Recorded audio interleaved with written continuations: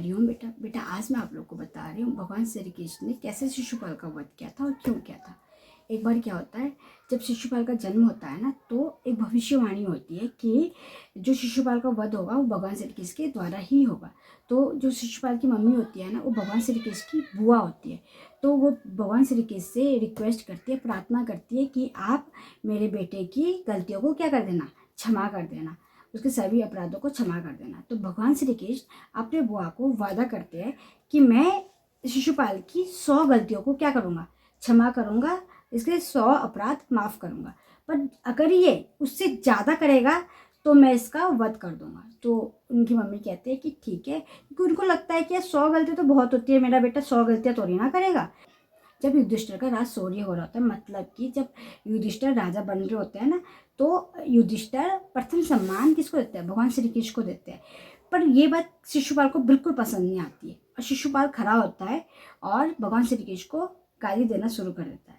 शिशुपाल एक माला पहन के रखता है जिसमें 100 मोती होते हैं। तो उसको लगता है कि मैं लगभग उसके माइंड में जो रहता होगा उस टाइम पे कि मैं 95 98 के आसपास गाली दूंगा, मुझे भगवान मार भी नहीं सकते, मुझे कोई मार भी नहीं सकता। इससे पहले उसको लगता है कि कोई और तो मुझे मार नहीं सकता है, क्योंकि मुझको क्या मिला है, ये तो भविष्यवाणी हुई है ना मैं कि भगवान श्री कृष्ण के द्वारा ही मरूंगा, तो कोई और मुझे मार नहीं सकता है। अब भगवान श्री कृष्ण मुझे मारेंगे नहीं, क्यों? क्योंकि भगवान श्री कृष्ण ने मेरी मम्मी को क्या किया है, वादा किया है कि मैं 100 गलतियों से पहले से मारूंगा नहीं।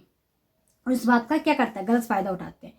पर तो गाली दे रहे होते हैं तो उनको ना काफ़ी लोग रोकने की कोशिश करते हैं। युधिष्ठिर, कर्ण भी करता है रोकने की कोशिश, पर भगवान श्री कृष्ण कहते हैं कि अरे देने दो इसको गाली, जो करता है करने दो, है।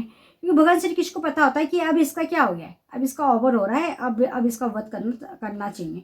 तो भगवान श्री कृष्ण सबको कहता है कि रहने दो, बोलने दो इसको जो बोलता है। वो इतने गंदे गंदे शब्द यूज़ करता है कि मैं भी अपने मुँह से नहीं बोलूँगी कि उन्होंने क्या किया भगवान श्री कृष्ण को बोला था। तो मतलब वो जितना बोल सकता है ना उतना बोलता है भगवान श्री कृष्ण के बारे में, हर एक गलत नेगेटिव शब्द बोलते हैं। तो गाली देते देते ना भूल जाता है वो माला गिनना। होता है ना कि वो ज़्यादा ही जोश में आ जाता है गाली देने में और माला गिनना भूल जाते हैं। और जब खत्म हो गई ना माला, तब वो ऐसे चेक करता है अपने कमर पे और क्या, माला खत्म। तब वो डर जाता है, घबरा जाता है बहुत ज़्यादा। तो भगवान श्री कृष्ण क्या करते हैं, जब 100 गालियाँ पूरी होती है ना, जब वो 101 गालियाँ देते हैं, तो भगवान श्री कृष्ण अपना चक्र छोड़ते हैं। अब कौन सा चक्र, सुदर्शन चक्र, और शिशुपाल का वध कर देते हैं।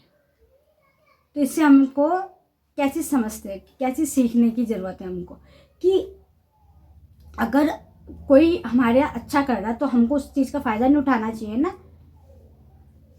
वो चाहता था अच्छे अच्छे काम कर सकता था ना, पर नहीं, क्या चीज़ चुना उसने, वो अमर भी हो सकता था, क्योंकि भगवान श्री कृष्ण तो उसको 100, अगर 100 गलतियाँ ही ना करता तो अमर ही था ना वो, कोई उसे मार सकता था, क्योंकि उसको सीधा था कि तुझे कोई और मार ही नहीं सकता है, तो सिर्फ ऐसे भगवान श्री कृष्ण से मरेगा।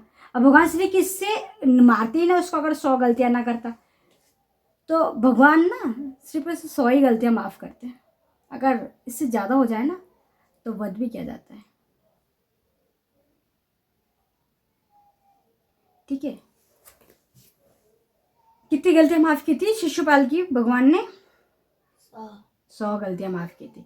तो इसलिए इस चीज़ का फ़ायदा नहीं उठाना चाहिए कि कोई कुछ बोल नहीं रहा है तो उस चीज़ का क्या कर लें, हम फ़ायदा उठा लें, वो गलत होता है।